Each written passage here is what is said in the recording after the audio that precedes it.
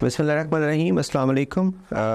Dear fellows, आज दूसरा ऐसे जो CSS का है, जो CSS 2024 में आया, उसके ऊपर थोड़ी डिस्कशन करेंगे और मैं आउटलाइन आपके लिए लिखी है तो वो आउटलाइन भी आपके सामने शेयर करूँगा मैं।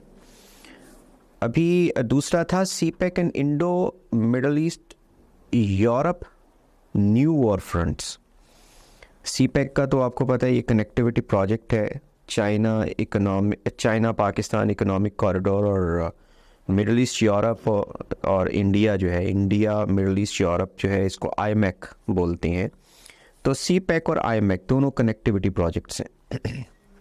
आपको पता है कि CPEC जो है वो BRI belt and road initiative का एक सेंट्रल प्लैंक बोला जाता है उसको, यानी न्यूक्लियस उसको बोला जाता है। यानी CPEC की सक्सेस या फेलियर जो BRI के मुकम्मल जो प्रोजेक्ट है उसकी सक्सेस या फेलियर को डिटर्मिन करेगी, ऐसा कहा जा रहा है। चाइना BRI के ज़रिए से जो इंटरनेशनल फाइनेंशियल सिस्टम और इंटरनेशनल इकोनॉमिक ऑर्डर को तब्दील करना चाहता है। वेस्टर्न फेयर्स इसके बारे में कुछ यूं ही है।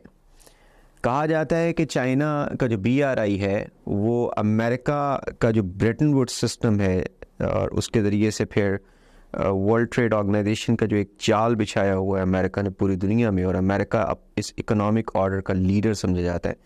अगर BRI का प्रोजेक्ट, ये जो कनेक्टिविटी प्रोजेक्ट्स एशिया में और एशिया के बाद फिर यूरोप को कनेक्ट करेंगे, अगर ये कामयाब हो जाती हैं तो फिर अमेरिका को चाइना रिप्लेस कर देगा एज एन इकोनॉमिक पावर। इसी तरह से फिर अमेरिका ने बहुत सारे ऐसे स्टेप्स लिए जिसको लेकर तो चाइना को कंटेन किया जा सके। जैसे हमें पहले तो ये पता है कि सिक्योरिटी पैक्ट्स उसने एशिया पैसिफिक रीजन के अंदर बनाए, जैसा कि क्वाड है जिसमें 4 पावर्स हैं और इसके बाद ऑकस है जिसमें 3 पावर्स हैं, और फिर एक और भी प्रोजेक्ट है जिसको बोलते हैं 3 आइस या 5 आइस, 5 आइस बोलते हैं। तो इसके ज़रिए से ये सिक्योरिटी पैक्ट्स हैं जो कि चाइना को कंटेन कर रहे हैं। कंटेनमेंट ऑफ चाइना की पॉलिसी का ये हिस्सा है एशिया और पैसिफिक दोनों में। लेकिन अब यहाँ से निकलकर अमेरिका अब इकोनॉमिक फ्रंट्स की तरफ आया है, और इकोनॉमिक फ्रंट्स ही समझे जाते हैं कि सही वॉर जोन्स बनाती हैं, और IMEC उसका एक इनिशिएट किया है उसने, एक प्रोजेक्ट यानी एक इनिशिएटिव है। आप 2-3 साल पहले अमेरिका ने BW3 के नाम से या B3W के नाम से एक इनिशिएट किया था प्रोजेक्ट जिसको कहते हैं build back better world, B3W है शायद। तो वो कोई $40+ ट्रिलियन का एक प्रोजेक्ट था जिसमें पूरी दुनिया के अंदर जो है वो $40+ बिलियन का नहीं बल्कि $40+ ट्रिलियन का था, जिसमें पूरी दुनिया में एक कनेक्टिविटी का जाल बनाना, सस्टेनेबल डेवलपमेंट करना और चाइना के जो BRI है उसको काउंटर वे करना। तो इसमें हम अगर CPEC और IMEC को देखें, क्योंकि अगर इसी को हम B3W का ही एक प्रोजेक्ट मान लेते हैं IMEC को, कि इंडिया के मुंबई से ये कनेक्टिविटी प्रोजेक्ट स्टार्ट होगा, यानी उसकी पोर्ट से लेकर फिर सी रूट्स जो कि मिडल ईस्टर्न कंट्रीज़ को मिलाएंगे, जिसमें UAE है, सऊदी अरेबिया है, सऊदी अरेबिया से फिर ये इज़राइल की तरफ जाएंगे जिसमें हाइफा है, हाइफा की पोर्ट से मेडिटरेनियन सी में यूरोप की तरफ, और यूरोप की जो कंट्रीज़ को मिलाएंगे, ये ख़ास तौर पे फ्रांस और जर्मनी तक ही जाएंगे प्रोजेक्ट। तो शायद हो सकता है कि वहाँ से फिर सी पोर्ट्स के ज़रिए से फिर अमेरिका को भी कनेक्ट करें। ये IMEC एक बहुत बड़ा प्रोजेक्ट है। और आपको पता है कि CPEC जो है वो पाकिस्तान से स्टार्ट होगा। पाकिस्तान को या पाकिस्तान की गवादर को कहा जाता है गेटवे, और दूसरी तरफ फिर इंडिया का मुंबई भी गेटवे बन जाएगा। तो ये 2 गेटवेज़ के दरमियान में एक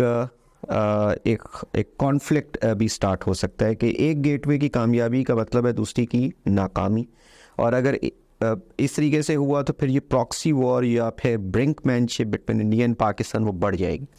पहले भी हमने देखा है कि बलूचिस्तान में और जो पहले फाटा का रीजन था वहाँ पे जो इंसर्जेंसीज हैं और वहाँ पे जो टेररिज्म हो रही है इंडिया उसको सपोर्ट कर रहा है, कुछ और भी पावर्स हैं जिनके अपने कॉन्फ्लिक्टिंग इंटरेस्ट्स हैं वहाँ पर, और इसको मिलाया भी जा रहा है सीपैक की रूट के साथ, क्योंकि जितनी भी गड़बड़ हो रही है वो सीपैक के रूट के साथ साथ हो रही है कि केपी के इलाके में, फाटा के रीजन और साथ में बलूचिस्तान में जो कनेक्ट करती है ग्वादर को, ताकि इस प्रोजेक्ट को नाकाम किया जा सके। तो अगर तो ये दोनों प्रोजेक्ट्स राइवल प्रोजेक्ट्स हुए तो फिर तो नुकसान होगा। नुकसान दुनिया में इस तरीके से होगा कि एक BRI का मेन प्रोजेक्ट है और एक अमेरिका का हो सकता है B3W का मेन प्रोजेक्ट हो, तो इस तरीके से दुनिया की डीकपलिंग भी हो सकती है। इसको कहते हैं ग्लोबल डीकपलिंग। एक ग्लोबलाइजेशन नहीं बल्कि दो डिफरेंट प्रोजेक्ट्स ग्लोबलाइजेशन के चलेंगे, जिसमें one globalization, one world one globalization का जो कॉन्सेप्ट है वो टूट भी सकता है, और जो एक इकोनॉमिक ऑर्डर चाइना लीड करेगा, एक इकोनॉमिक ऑर्डर अमेरिका लीड करेगा, और अगर साथ साथ में अब चाइना अपना एक बाइडो सिस्टम भी डेवलप कर रहा है, अपनी सैटेलाइट्स और उसके बाद उसके रिसीवर्स नीचे उसको कनेक्ट कर रहा है GPS सिस्टम के ख़िलाफ़, तो दो सोशल मीडियाज़ भी हो जाएंगे। तो decoupling of the world, that's major danger to the world.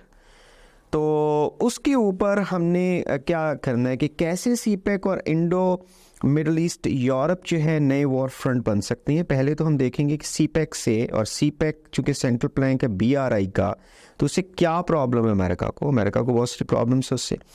और फिर अगर सीपैक और IMEC दोनों राइवल कंट्री जो कि साउथ एशिया की राइवल कंट्रीज है, इंडिया और पाकिस्तान दोनों अगर इसमें शामिल है, तो दोनों के दरमियान भी कॉन्फ्लिक्ट जोन और ज़्यादा इंटेंसिफाई हो सकता है। तो हम थोड़ा सा मैंने आउटलाइन आप लोगों के लिखी है, तो वो हम देख लेते हैं। पहले जो इंट्रोडक्शन मैंने स्टार्ट किया है तो वो है the world is in the transitional phase, यानी ट्रांजिशन में है। तो multipolar world is evolving with high risk of economic decoupling.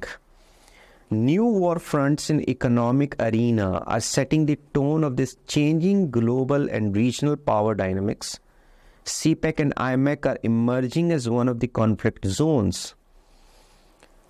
अच्छा, सेकेंड इसकी हेडिंग क्या बनेगी? The world economies are adjusting themselves in new realities by prioritizing their choices between Belt and Road Initiative and Bretton Woods led globalization. अब Bretton Woods led globalization वो वाली globalization है जो कि वर्ल्ड बैंक और IMF जिसको lead कर रही है, और IMF और वर्ल्ड बैंक का मतलब है अमेरिका लीड कर रहा है उसको। आगे South Asian nations will likely realign their economic interests to either CPEC और IMEC, यानी दो चॉइसेस हैं साउथ एशियन नेशंस के पास, या कि सीपैक के अंदर आएँ या IMEC में जाएं। तो अगर तो ये सिर्फ दोनों ही चॉइसेस हैं उनके पास, यानी कि एक ही चॉइस है, दोनों में से कोई एक करेंगी, तो फिर तो कॉन्फ्लिक्ट बढ़ेगा और वॉर जोन जो है वो इंटेंसिफाई हो जाएगा, वो एक हॉट बेड बन जाएगा एशिया। लेकिन अगर ये दोनों एक दूसरे को कॉम्प्लीमेंट करें तो फिर ये थर्ड वर्ल्ड कंट्रीज़ के लिए फ़ायदा है कि दोनों में शामिल होकर वो अपनी जो सोशियो इकोनॉमिक प्रॉब्लम है उसको एक बुलंदी की तरफ लेके जा सकती हैं। आगे South Asian nations will likely realign their economic interests to either CPEC और IMEC, ये बात कर ली हमने। Both US-led and China-led connectivity projects will either clash, resulting in bifurcation of the world, or complement by uniting it in common goal. दो ही हो सकती हैं choices इसमें, या दो ही जो है वो आगे फ्यूचर की रेमिफिकेशंस हो सकती हैं। या तो दोनों का क्लैश होगा और दुनिया दो हिस्सों में तकसीम हो जाएगी, और या फिर दोनों कॉम्प्लीमेंट करेंगे एक दूसरे को और इससे सबका कॉमन गोल हो जाएगा। आगे जो पांचवा है जो मेन हेडिंग बनेगी वो है CPEC versus IMEC new war fronts. अब वो कैसे? ऐसे कि CPEC is touted as central plank of BRI. BRI is viewed as a threat to American economic dominance. फिर after intimidating China with security pacts in Asia Pacific जैसे कि Quad, AUKUS, 5I, IMEC is a new dimension of economic containment of China. IMEC को कहा जा रहा है कि ये इकोनॉमिकली चाइना को कंटेन करेगा, जैसे कि अमेरिका का कंटेनमेंट ऑफ चाइना पॉलिसी है, पहले सिक्योरिटी पैक्ट्स के साथ और अब ये इकोनॉमिक पैक्ट के साथ। आगे है every proxy war has economic interests behind it, जितनी भी प्रॉक्सी वॉर्स होती हैं, और ये तो कार्ल मार्क्स का भी कहना था कि जितनी भी वॉर्स दुनिया में होती हैं उसके पीछे कहीं ना कहीं इकोनॉमिक इंटरेस्ट्स होती हैं। आगे, Balochistan and erstwhile FATA regions have been hotbeds of conflicting trade interests over a decade or two, thanks to their being on the CPEC route, turning Pakistan a strategic curse. दुनिया कहती है कि पाकिस्तान की strategic importance बढ़ी है, लेकिन ये strategic importance Pakistan के लिए स्ट्रेटेजिक कर्स भी बन गई हुई है, क्योंकि डिफरेंट कॉन्फ्लिक्टिंग इंटरेस्ट यहाँ पर अपनी अपनी प्रॉक्सी वॉर लड़ रहे हैं, जिसकी वजह से ये जो बेनिफिट है वो हमारे लिए कर्स बन चुका हुआ है। अच्छा, this ongoing proxy war and brinkmanship may intensify the competition between CPEC and IMEC। आगे इसके रेमिफिकेशंस एंड चैलेंजेस क्या है, ये जो वॉर फ्रंट बन रहा है उसके रेमिफिकेशंस क्या होंगी और फिर आगे उसकी चैलेंजेस क्या होंगे। यानी दोनों ही चीज़ें एक दूसरे से मिलती जुलती भी हैं। If the world is bifurcated into economic blocks, it will pose devastating impact to future of uni-globalization. आगे, competition will end global cooperation and unleash a hyperactive era of resource exploitation resulting in the tragedy of the common. अब ये दो बहुत important चीज़ें हैं। अगर तो दुनिया दो इकोनॉमिक ब्लॉक्स में बन जाती है और दोनों इकोनॉमिक ब्लॉक्स एक दूसरे के ख़िलाफ़ होती हैं तो फिर तो बड़ा बुरा होगा। एक जो कॉन्सेप्ट था ग्लोबलाइजेशन का वो टूट जाएगा, और इस कंपटीशन में यानी दो ब्लॉक्स आपस में जब compete करेंगे तो रिसोर्सेज की बड़ी एक्सप्लॉयटेशन होगी, और धड़ाधड़ रिसोर्सेज को एक्सप्लॉयट करने की वजह से ट्रेजेडी ऑफ द कॉमन भी हो सकता है। What is tragedy of the common? कि एक कॉमन जो हमारी अर्थ है उसमें अगर सारे रूल्स बेस्ड अपना शेयर नहीं लेती हैं और धड़ाधड़ मार धाड़ करते हैं तो फिर सारी की सारी अर्थ उसका बेड़ा गर्क हो जाएगा, और जो क्लाइमेट जो है वो शायद हमें वही तबाह करके रखते, बाकी और चीज़ की तो ज़रूरत ही कोई नहीं है। आगे, tragedy of the common will denude earth of its fast dwindling resources. Trade decoupling will end global we feeling while further intensifying otherness. ये जो एक कॉन्सेप्ट है वी फीलिंग के ग्लोबल कम्युनिटी है वो ख़त्म हो गए तो क्या हो जाएगी, दुश्मनियाँ बढ़ जाएगी एक दूसरे के दरमियान में। अपॉर्चुनिटीज़ भी हैं, लेकिन अपॉर्चुनिटीज़ हैं अगर ये दोनों आपस में कॉम्प्लीमेंट करते हैं प्रोजेक्ट तो उससे बहुत सारी अपॉर्चुनिटीज़ हैं। Both connectivity projects present opportunities and challenges alike. Either one globalization will strengthen if both are harmonized, otherwise global decoupling may rip open the new but wider fissures. Both, if integrated, could multiply wealth and increase global per capita happiness. CPEC, a gateway to Central Asia, China and Russia, and IMEC, a gateway to Middle East and Europe, can cement the concept of one world, one globalization. Peace at marketplace will be the common interest of all, and it will enhance cooperation for sustainable development. आगे conclusion में जो मेरा conclusion है वो ये है कि the world is big enough to accommodate all the powers by ensuring rules-based world order. Otherwise, it will be place fit to live for demons, not humans. अब इसके साथ ही ये मैं आपके सामने ये सारी की सारी आउटलाइन लिखी है, आप इसको देख भी सकते हो, इससे बेहतर भी लिख सकते हो। ये मेरे कॉन्सेप्ट्स हैं, आपके इससे भी अच्छे हो सकते हैं, ज़रूरी नहीं है, लेकिन दिस इज़ ये आपको एक पैटर्न बता दिया कि इसको हमने किस तरीके से इस ऐसे को डीकंस्ट्रक्ट करना है। Thank you very much.